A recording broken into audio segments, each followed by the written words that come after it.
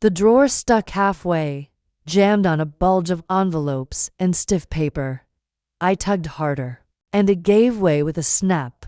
One manila envelope slid forward, unsealed. I saw my name first, then the date. 6 years ago. I sat cross-legged on the floor of my father's study and pulled it open.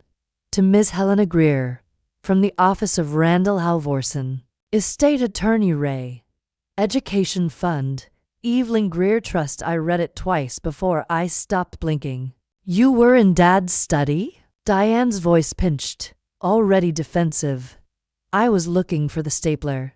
I kept my tone neutral. Found something else. She took a slow sip of tea. You've always had a habit of snooping. And you've always had a habit of lying, I said. Shall we call it even? Her eyes flicked to the doorway. Lower your voice. I'm not shouting. I'm saying, don't dramatize. That money was complicated. It was mine. It was meant for your education. You dropped out, Helena. 2 years ago. The fund disappeared for years before that. She paused. The silence pressed. You took it, I said. She leaned back on the velvet armrest like it might shield her. We used it. Without telling me. It was a family decision. I stared. Was Mark part of that family? Her fingers clenched around the teacup. Too tightly. He is your father. You mean the man who told me to consider trade school when I got into Berkeley? That father. Her jaw tightened. Did you think I'd never find out? We didn't think it would matter by now, she snapped. Then, quieter. You were supposed to have moved on. The phone rang 4 times before I heard his voice. Halvorson speaking. Mr. Halvorson, this is Helena Greer. Helena Evelyn's granddaughter. Yes. A pause. I wondered when I'd hear from you. You knew. I sent the trust documents. I assumed you'd been informed. You assumed wrong. I'm sorry. How much was in it? Roughly $180,000. Held in a restricted education fund. It was transferred, when? 2 months after your grandmother's passing. Who requested it? Your parents. They weren't named on the trust. Correct. But they submitted a power of attorney. They forged it. I can't say that. You just did. Another silence. Then, softly. Do you want the original documents? Yes. Mark looked up from his tablet when I entered. Something wrong with the sink again? No. I need to talk. Your mother said you were upset. She tell you why? She mentioned old paperwork. I sat down across from him. She didn't mention the college fund. He exhaled slowly. That was years ago. You took money that wasn't yours. We took money meant for your future. You mean the future you didn't think I deserved? Don't twist this. I'm untwisting it. Mark leaned forward. Do you have any idea how much we gave up for you? Apparently, not enough. Your mother and I used it to refinance this house. I blinked. The one you now rent on weekends for extra income. He looked away. You lied, Mark. Both of you. You watched me work nights to pay for courses that should have been covered. He muttered. You didn't seem serious about them. That wasn't your decision to make. He said nothing. I stood. Next time you want to rewrite my life, ask permission. I unfolded the trust documents at the dining table. Evelyn's signature was crisp. The fund was designated irrevocable and non-transferable without recipient consent. A clause circled in ink by Halvorson. Violation of these terms may constitute legal breach. I hadn't cried when Evelyn died. I barely knew her. But I felt her now quietly. Beneath the ink and paper, my phone buzzed. Diane, come over. We should talk. Just us. Her nails were perfect. pale pink, rounded. She poured wine like she was playing hostess. You seem angry. Do I? I didn't touch the glass. She sat. Your father and I thought we were doing the right thing. You thought hiding a six-figure gift from me was right. We weren't sure how to explain it. Try now. She swallowed. You were 17, spiraling, skipping class, flirting with some boy who sold weed. His name was Eric, and he's now a software engineer in Berlin. I didn't want that money to vanish on whims. It wasn't yours. We were scared, Helena. Of me? Of what you might waste. I didn't waste it. You did. She finally looked at me, really looked. I was trying to protect you. No, you were trying to control me. Diane blinked. Once. You always were too smart for your own good, and you've always hidden behind polish and blame. She set the wine glass down. So what now? You sue us. I stood. I haven't decided. She reached for my arm. I stepped back. Whatever you're planning. I'm not planning anything, I said calmly. Yet, back in my apartment, I laid the documents out across the floor. Every signature, every timestamp. I could hear Evelyn's voice in the formality of the phrasing. It will written in silence. Betrayed in silence. But I had time. I had proof. And I had a name no one expected me to use, my own. Halvorson's office smelled like dust and linen. He motioned to the seat across from him. I pulled the documents you requested. He slid a file toward me. I didn't touch it yet. Tell me exactly what happened. He nodded once. Your grandmother established a trust in 2011. It became active upon her death April 2, 2017. 2 months later, your parents requested liquidation. And you didn't find that suspicious? They presented power of attorney forms. Not forged. Just signed without clarity. Clarity. You were underage when it was set up. They argued custodial authority. I opened the folder. Bank transfers, trust closure, wire receipts. Europe. They took the money and flew to France. I remember. I assumed grief. Everyone did, he said quietly. I stared at the ledger. $180,000. Gone in 45 days. Helena, I'm not here for comfort. Then what are you here for? To understand what I didn't see. I found Diane in the sunroom, pruning a ficus. You look like her, she said, not looking up. Your grandmother. Same sharpness around the eyes. Apparently not sharp enough. You emptied her trust. She snipped a dead leaf. We didn't empty anything. The fund is gone. It wasn't that simple. It never is. Especially with theft. She finally looked at me. Lower your voice. I'm not here to perform politeness. You're here to accuse. I'm here to hear you lie to my face. Mark's voice came from behind. What's going on? I turned. The trust Evelyn left me. The one you drained. His eyes flicked to Diane. We used it. For the house. You own 3. This one needed renovation. She left it for my future. And we invested it in yours. No, I said. You used it to build equity. Same thing. Not remotely. Diane stood. You're twisting this. I'm untwisting it. Mark folded his arms. You dropped out. 2 years after you stole it. We didn't steal. Diane snapped. I took a step forward. You lied. You covered. You spent my education on a trip to Nice and hardwood floors. Mark's voice cooled. You weren't ready. You were drifting. You decided that. We acted in your best interest. You mean your financial interest. No, Diane said. We meant to protect you. By robbing me. She sat again, hands shaking slightly. You were struggling. You should have helped, not erased my options. Mark muttered. It's done.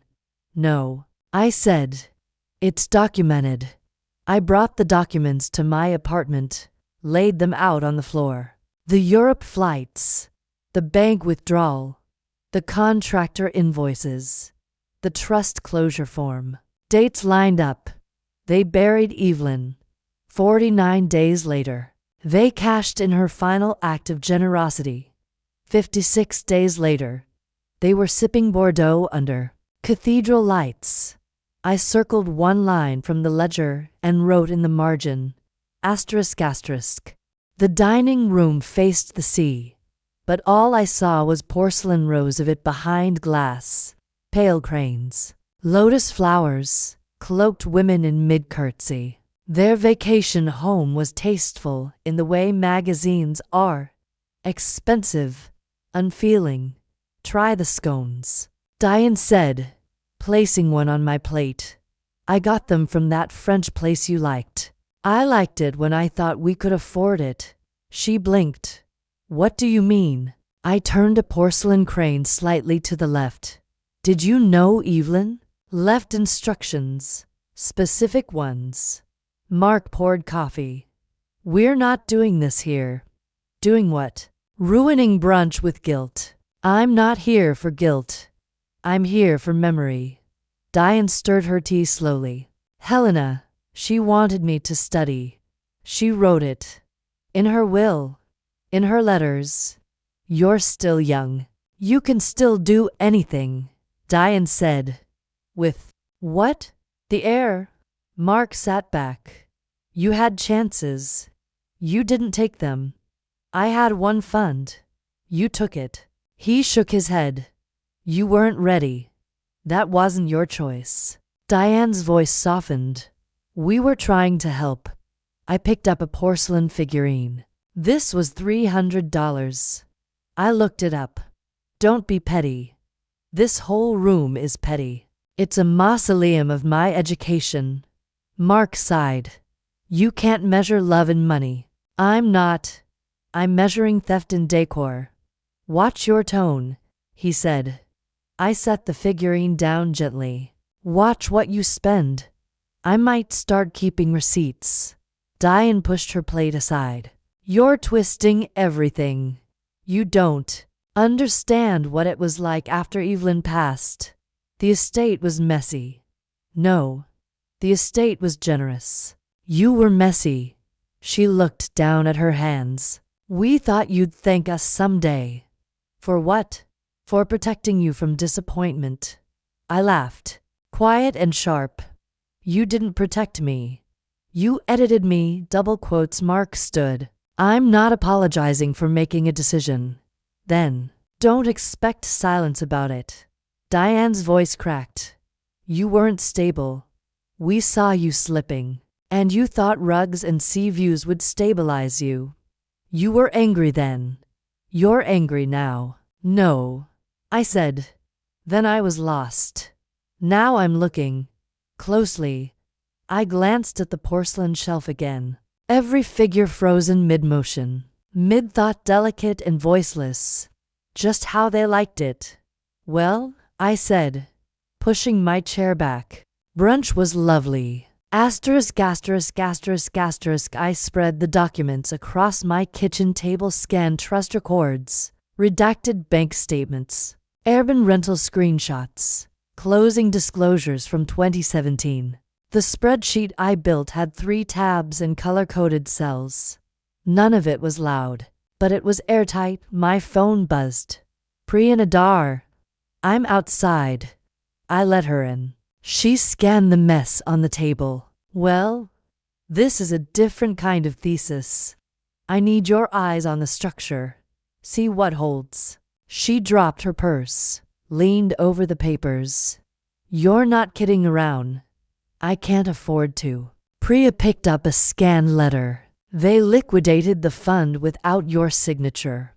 They used a power of attorney Evelyn never discussed with me, and the trust was irrevocable. Yes, Jesus. She flipped through the pile. And these are their rental earnings. From the vacation house. 4 years of seasonal listings. 3 platforms, cross-verified. She whistled. What's your goal here? Lawsuit? Not yet. Positioning. Leverage. Then, I nodded, double quotes smart. You don't start a fire. You move the oxygen first. Later that night, I messaged Lyle. Me. Still owe me a favor. I need a quiet trace. Real estate. Bank routing. Urban backend if you can. He responded fast. Lyle, you finally need me for something illegal. I'm honored. Me. Not illegal. Just invisible. Lyle, send me what you have. I'll dig. He called 2 days later. Mid-afternoon. Hey, remember when I said I was fast? I didn't believe you then either. Fair. So, here's what I found. Your parents set up a shell LLC in 2018, Golden Shore Holdings. Registered in Nevada. Obviously. It holds one asset. The coastal home. The LLC is owned by a trust. That trust is managed by Surprise Your Father. And the vacation rental income goes through Stripe to the LLC's account. Routing numbers match the bank you flagged. All legit on paper. To legit. They hit it well. But not well enough. Nope. Priya scrolled through the spreadsheet, lips tight. They laundered your college fund into a real estate asset and monetized it. That's elegant. Criminally elegant. Gray zone. They used family law assumptions to mask civil fraud. You'll never win jail time. But you could corner them with a claim of bad faith fiduciary conduct. Explain it like I'm tired. You are the beneficiary. They were trusted agents. They repurposed restricted funds for personal profit, which makes them legally vulnerable. Especially if this gets public. That night, I added a 4th tab to the spreadsheet. Labeled it. History of Choice. Listed every transaction. In order. Date. Action. Benefit. June 2017. Evelyn's funeral. August 2017.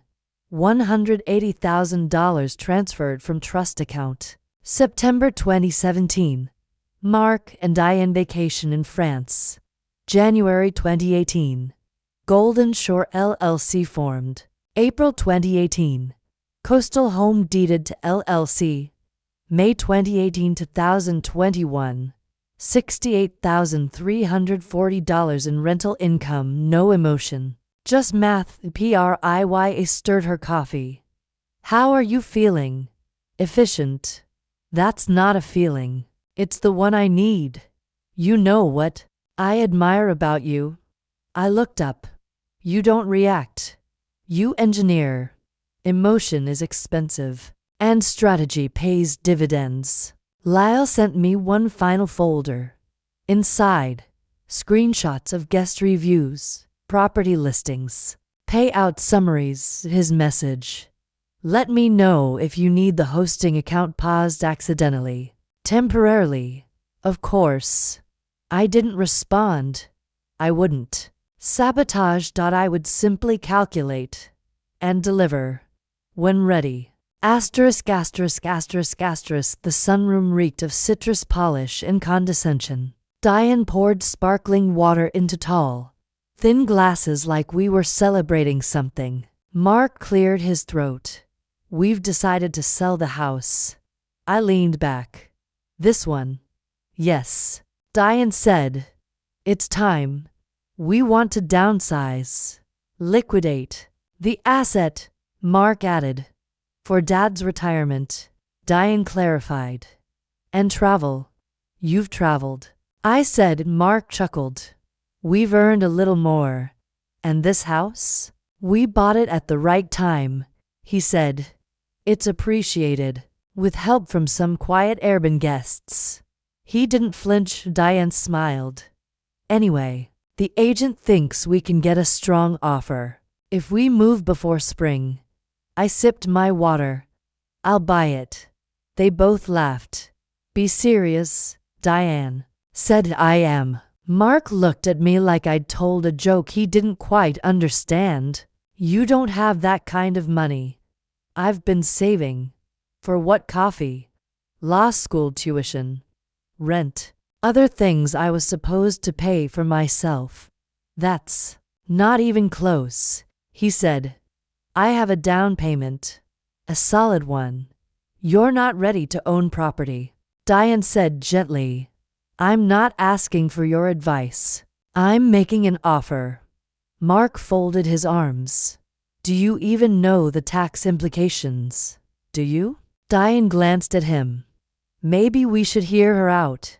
You said yourself we need a strong offer. What if I bring one? You think we'd hand this house over to you? Mark said.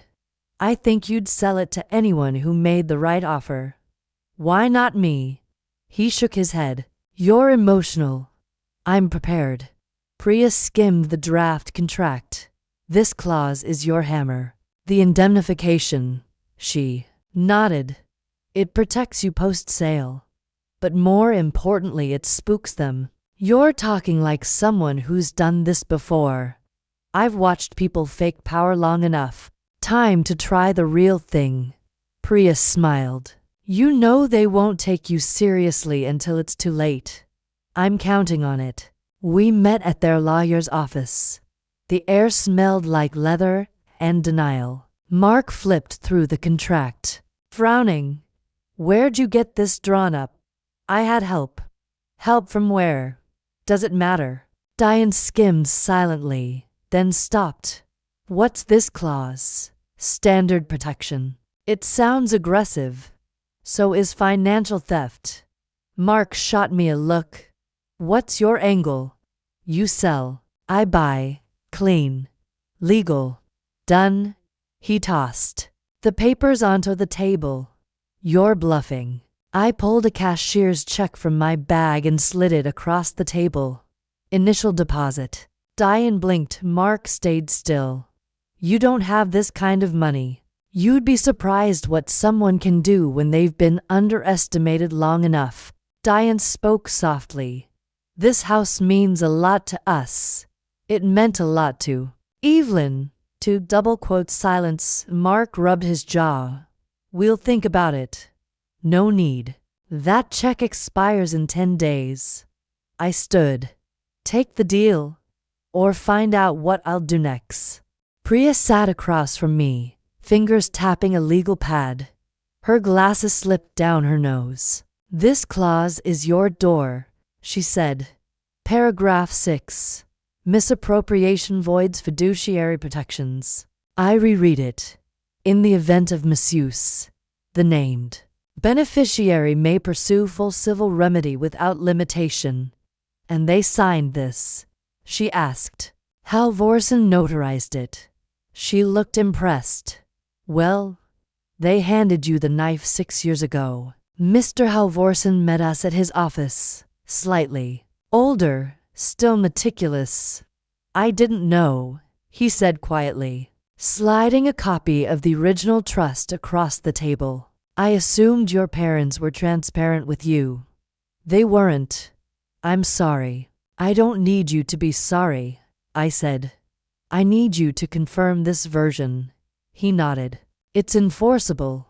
If the court finds the money was used for personal gain, which it was, then you have standing, possibly even restitution. Possibly, your mother's signature muddies the custodial angle. But morally, he paused. They're cornered. Back at my apartment, Priya sharpened the draft like a blade. You're not filing this, she said, marking margins. Just sending it, sliding it across the table, and smiling. She grinned. Ruthless. I love it. I added a cover letter. Calm. Precise. My voice, not theirs. Want to review the tone? I asked. Already did. It's terrifying. 3 days later, I called Diane. I'm sending over a packet. What kind of packet? A civil suit draft, plus an updated offer on the house. A beat of silence. Is this a threat? It's an opportunity. I don't understand. You don't have to, I said. But your attorney will. She hung up. I received a call the next morning. Mark, what is this? You know what it is. You're going to sue us. Not if you sell me the house. He laughed once, bitter. You think you can blackmail your parents? No. I'm reminding you what consent looks like. You lost mine 6 years ago. You'll never win in court. I don't have to. Discovery alone would ruin you. He exhaled sharply. You think this is leverage? I think it's overdue. Priya handed me the printed contract the next day. It's clean. Contingencies stripped. Cash-based, non-contingent offer. And the suit. Included in the appendix. Just enough teeth. We sealed it in a white folder. Want me to deliver it? She asked. No, I said. They need to see my face. I met them at a neutral space, their realtor's office. Oak floors. Leather chairs. False warmth. I handed over the folder. Diane opened it first. Her fingers trembled. What is this? She whispered. Mark leaned in. It's an offer. And an accusation. No, I said. It's documentation. He scanned the complaint draft. You're serious. I was born serious. You taught me to hide it. Diane's eyes welled, but I didn't look away. You drag us through court. You dragged me through debt. Consider this symmetry. She set the papers down. What do you want? The house. On my terms. Mark stared at me, jaw tight. And if we refuse? I stood. Then we all get very public. Very fast. I didn't raise my voice. I didn't need to. They both sat in silence as I walked out. The folder stayed behind. So did their illusions. Asterisk, asterisk, asterisk, asterisk. We sat at the table where they used to drink wine and pretend nothing ever happened. The ocean blinked behind them, smug and soft. Mark held the contract. Diane stared at the appendix, lips pressed tight. I don't understand why you're doing this, she said finally. You do, I replied. We raised you. You managed me. Mark flipped to the bank records. These prove nothing. They show where the money went. They show how much you made. You're twisting this into some kind of attack. No, I said. I'm untangling it. Diane tapped the paper. You're weaponizing grief. You stole opportunity. Mark muttered. You were never going to use it well. I wasn't given the chance. He looked up. You had years. To work night shifts. To patch holes you left. We're your parents. That's why this isn't a courtroom. Diane pushed the folder away. This house has meaning. It still will. Just not for you. Mark leaned back, arms crossed. You think you're scaring us. I think you're tired of pretending. He opened the draft complaint again, eyes slower now. Diane glanced at him. Mark. He didn't speak. I placed a second document in front of them, an annotated copy of the trust with Evelyn's highlighted clauses. Do you remember her handwriting? I asked. Diane's face twitched. Because I do. She wrote this for me, double quotes. Mark picked up a pen. Wait. Diane whispered. He ignored her. She won't stop. No, I said. I won't. He signed. Diane didn't move. Then, without speaking, she reached for the pen. I stood. They both looked smaller. The wire will post by noon tomorrow, I said. Neither answered. I walked to the door, paused, then turned back. Next time you pass by the house, don't knock. Asterisk, asterisk, asterisk, asterisk. The notary slid the deed across the glass table. The pen clicked twice, once for Mark, once for Diane. She stamped, signed, and stood. It's done, she said. Mark didn't meet my eyes. Diane tried. Are you happy now? She asked. No, I said. But I'm finished. Mark cleared his throat. You got a house for half its value. You got silence. Diane folded the wire confirmation slip. You always were cold. No, I said. I just learned early not to count on warmth. I changed the locks that afternoon. New brass handles. Fresh deadbolt. The locksmith didn't ask why. Inside, I pulled the curtains wide. The ocean spilled in like it had been waiting. I opened every window. The house felt hollow. Not sad, just cleared of residue. I stood in the kitchen where Diane used to stage her perfection. I peeled off the realtor's smile from the fridge. Tossed it. The pantry was half-stocked. Herbal teas. Gluten-free crackers. Theatrical restraint. I filled a black trash bag with everything that looked like performance. Later, I walked the hallway with bare feet. Every step echoed. The silence was thick but not heavy. I stood in front of the mirrored console near the foyer, saw myself. Still. Whole. That night, I poured a single glass of wine and sat in the den with no lights on. The porcelain figurines were gone.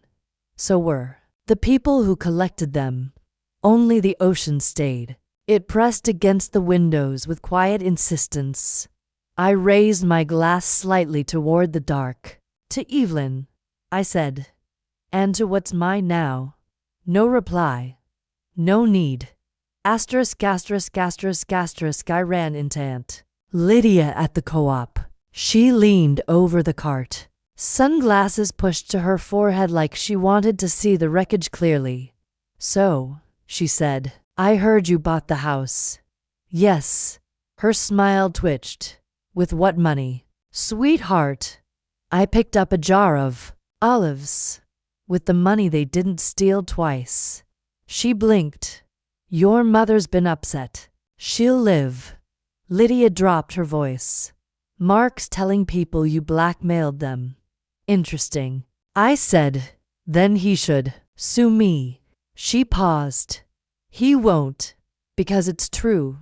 The story leaked in fragments. They told some friends it was a generational misunderstanding. Others heard there'd been a legal threat. Diane tried to float the idea that I was having a mental break. But people noticed. They noticed the house was no longer theirs.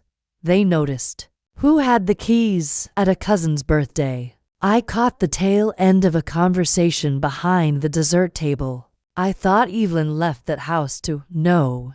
It was just the fund. But apparently, well, she's in it now. Diane was in the corner, stirring her wine glass harder than necessary. Mark stood near the door, checking his watch. At another dinner, someone asked Mark outright, Did you end up selling the property? He cleared his throat. Yes, private. Transaction. To your daughter, right? A pause. Correct. The table went quiet for 2 beats too long. Diane smiled tightly. I didn't say a word. I didn't need to. The silence did the work. It filled the space where excuses should have lived. People asked. They speculated. They gossiped. But I never corrected a single thing. Some stories are stronger when left unfinished. Asterisk, asterisk, asterisk, asterisk. The clerk slid the papers across the counter. Changing your surname from Greer Weston to Greer. No hyphen. No hyphen. Reason. I looked her in the eye. Correction. She nodded and stamped the form. It echoed. The letterhead came next. The Evelyn Greer Trust for Quiet Futures. Simple. Clean. Direct. Priya raised an eyebrow when she saw it. Quiet futures. Not all power announces itself. She smiled. Sounds like you. I pointed to the draft website. We start small. To scholarships a year. Women with no fallback plan but something to say. Writers, thinkers, builders, anyone whose potential was questioned. You'll fund it yourself. I already have. The first applicant called me Ms. Greer. It felt strange at first. Then her name was Asha. She was 21, bright-eyed, hungry for something bigger than where she'd started. You run this foundation alone? She asked. With a few good people. She nodded. It's rare. Someone like you, doing this. I had help, I said. From who? My grandmother. Is she still? She is, I said. In the way that matters. I cleared the guest rooms. Took down the gallery prints Diane hung like hotel placeholders. In their place. Shelves of blank journals, fresh linens, silence. I added a corkboard in the hallway for visitors to leave one line before they left. Just one? A guest asked. One's enough, I said. I kept Evelyn's letters in a wooden box beside my bed. She'd written sparingly, but directly. Helena, some people love with noise. I didn't. But I still loved. One night, I sat by the ocean with the box open and whispered, I know. The tide answered with rhythm when the mail arrived. I saw it for the first time. Ms. Helena Greer, Seabird House, Carmel, California. Auto mark. No Diane. Just me. And Evelyn. Folded together. Letter by letter. This name, now mine alone, finally felt like home. The clerk slid the papers across the counter. Changing your surname from Greer Weston to Greer. No hyphen. No hyphen. Reason. I looked her in the eye. Correction. She nodded and stamped the form. It echoed. The letterhead came. Next. The Evelyn Greer Trust for Quiet Futures. Simple. Clean. Direct. Priya raised an eyebrow when she saw it. Quiet futures. Not all power announces itself. She smiled. Sounds like you. I pointed to the draft website. We start small. To scholarships a year. Women with no fallback plan but something to say. Writers, thinkers, builders, anyone whose potential was questioned. You'll fund it yourself. I already have. The first applicant called me Ms. Greer. It felt strange at first. Then her name was Asha. She was 21, bright-eyed, hungry for something bigger than where she'd started. You run this foundation alone? She asked. With a few good people. She nodded. It's rare. Someone like you, doing this. I had help, I said. From who? My grandmother. Is she still?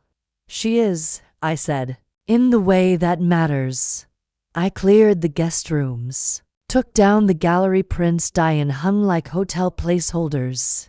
In their place. Shelves of blank journals, fresh linens, silence. I added a corkboard in the hallway for visitors to leave one line before they left. Just one? A guest asked. One's enough, I said. I kept Evelyn's letters in a wooden box beside my bed. She'd written sparingly, but directly. Helena, some people love with noise. I didn't. But I still loved. One night, I sat by the ocean with the box open and whispered, I know. The tide answered with rhythm when the mail arrived. I saw it for the first time. Ms. Helena Greer, Seabird House, Carmel, California. Auto mark. No Diane. Just me. And Evelyn. Folded together. Letter by letter. This name, now mine alone, finally felt like home.